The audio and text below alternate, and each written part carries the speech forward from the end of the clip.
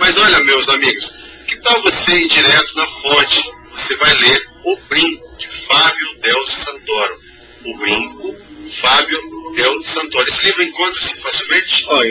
Na internet, em todas as grandes livrarias da internet você encontra, talvez ainda em algumas livrarias físicas, mas Siciliano, essas grandes da internet, não lembro o nome agora, você encontra os livros. Passa rapidinho, porque nós vamos falar do outro livro ainda, a resenha de O Brinco, para as pessoas entenderem. Bom, O Brinco é a história de um jovem procurando a pessoa certa.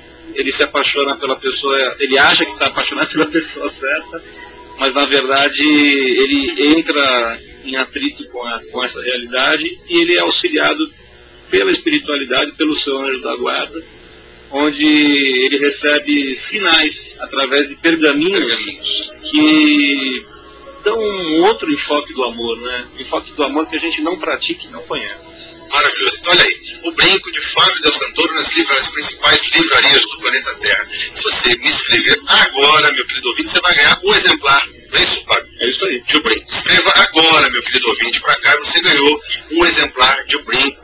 Se deliciar com essa maravilha que instrui você realmente a encontrar ou entender o amor e o processo amoroso. Fábio, vamos falar agora do livro que está agora sendo vendido, que é Fechando os Olhos e Abrindo o Coração. Falamos do que aqui? Bom, esse é um livro muito especial, que eu comecei a escrever em 1993, quando eu terminei de fazer O Brinco. E eu sempre tive uma curiosidade muito grande com Jesus. Não no aspecto religioso, mas eu tinha algumas dúvidas, eu não sabia realmente se ele tinha existido, se ele tinha sido exatamente como contam os filmes, né? E eu fiz uma experiência de voltar no tempo, né?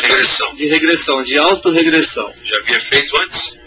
Eu fiz alguns exercícios, porque à medida que eu ia lendo os livros, eu ia ficando mais corajoso e mais seguro para fazer. Aí você desenvolveu uma técnica. Desenvolvi uma técnica onde eu chegava a uma posição mental que me levava até lá através de um túnel mental, e eu acessei essa vida.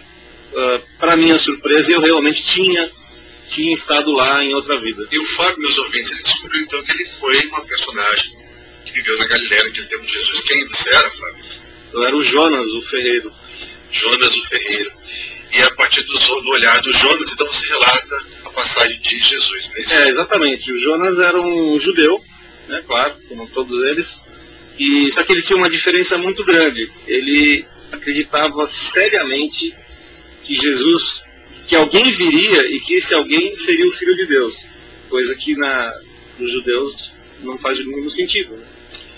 Eu vou falar uma coisa para os meus ouvintes agora, que eles não estão te vendo, estão ouvindo. Ontem na televisão você esteve ao vivo, então as pessoas são muito visuais, né? Um relato agora como o do Fábio, meus queridos ouvintes do Planeta Terra, pode soar um pouco às vezes arrogante, mas se você olhar, como eu estou olhando agora na frente do Fábio, a tendência que nós temos natural, viu, Fábio, de ceticismo, tá? O cara foi lá, viu Jesus, pretensão, né? Pretencioso, vou acabar com ele agora. Não consegue não, a gente não consegue. O Fábio tem um olhar de uma humildade, um olhar de menino. Não tem como chegar com esse, não dá pra brigar com ele não. É simples que dói, viu? Legal, simples legal. Que dói, é verdade. Estou abrindo o coração e dizendo. Obrigado. É simples de doer. Não vou nem perguntar, é óbvio que transformou a tua vida esse contato. Na verdade, Márcio, eu não ia publicar esse livro, porque ao fim da regressão, eu tenho mais de 20 horas gravadas, tá, com todos os textos. Então, assim, você gravava o quê? Eu coloquei um gravador, colocava um gravador aqui no peito e eu ia relatando todas as cenas que eu ia vendo. O processo de descrição do que você via e ouvia. E todos os textos que eu estava ouvindo. Tá? E assim, quando eu cheguei no final, eu percebi que aquilo, a minha curiosidade me levou realmente de volta para uma experiência muito pessoal. Onde eu tinha que realmente descobrir um lado da minha vida. Que eu passei lá na época de Jesus e que na verdade me atrapalhava aqui. É interessante, ontem eu não falei no programa da TV, Mas eu sempre tive problemas com ferramentas. Sim. Eu detesto ferramentas. E as minhas mãos, quando eu tenho que pegar em assim, martelo, coisas pesadas, elas dão uma leve inchada. Isso me incomodava desde garoto. Eu falava, por que isso acontece? E depois que eu escrevi eu entendi... Você teve então uma libertação do teu processo. Com certeza. No livro, o Fábio tem passagens assim, no final do livro, todo o relato do Mestre Jesus sabendo que é para a cruz, e o entendimento disso fica muito claro. Eu acho que para mim, particularmente, esclareceu demais. Eu sempre tive muito incômodo de entender o porquê, qual o sentido dessa cruz, essa coisa toda. E o livro ele contribuiu bastante. E tem uma passagem maravilhosa no final do texto, que é uma mensagem do Mestre Jesus falando que ele estava dizendo a uma plateia que estava ali que ele vinha do futuro, não é isso? É isso aí, mensageiros do futuro.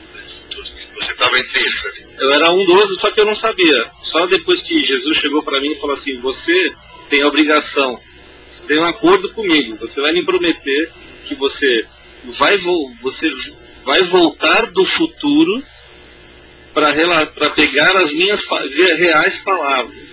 E o Jonas não entendeu nada, né? Ele não tinha essa capacidade. Parece ficção, mas a teoria do caos, a questão toda do efeito borboleta, a linha do tempo, está começando a explicar, a ciência está começando a explicar esse processo. Aliás, o livro é muito coerente, Fábio. Tem um momento que eu percebi, o próprio Jesus explica, não detalhadamente, porque a gente não consegue perceber, mas a inexistência do tempo. O tempo não existe. Portanto, a possibilidade disso. Exatamente. Real. Imagina ele falando isso para aquelas pessoas totalmente despreparadas. Então eu entendi que ele não estava falando para eles. Ele estava falando para nós. Para gerações do futuro. É isso que eu comecei a trabalhar e tenho trabalhado ainda, posso compartilhar com as pessoas, que é você procurar aproximação com a palavra, né? Não distanciamento. Isso, exatamente. Porque até aqui Jesus estaria um pouco distante, não é verdade? Os homens deixaram Jesus distante dos homens, né? Por quê? Porque Jesus está sendo manipulado por vários segmentos, né?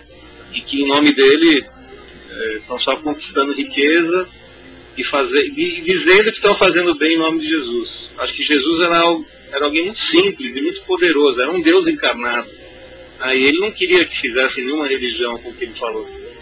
Na verdade ele veio trazer uma palavra, algo realmente novo. E as pessoas pegaram isso porque viram que tinha alguma profundidade, né? E manipularam. Emocionante, viu, Fábio?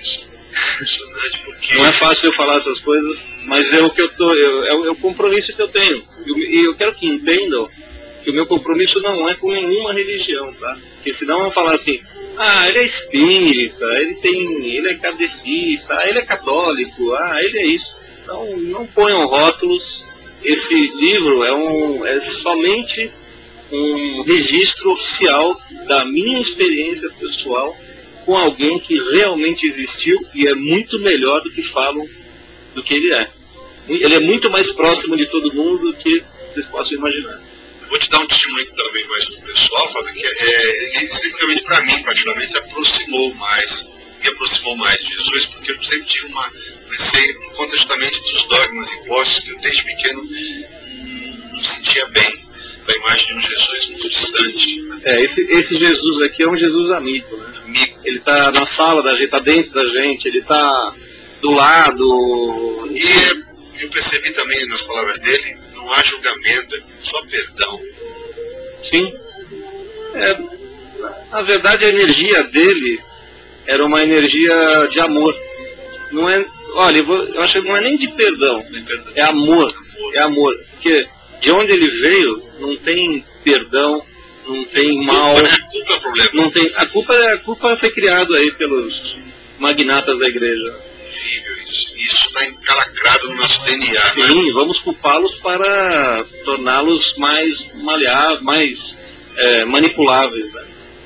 E o mestre que ensinou que é o amor leva a responsabilidade. Né? O que Jesus tem a ver com culpa? Nada. O que ele ensinou não tem nada a ver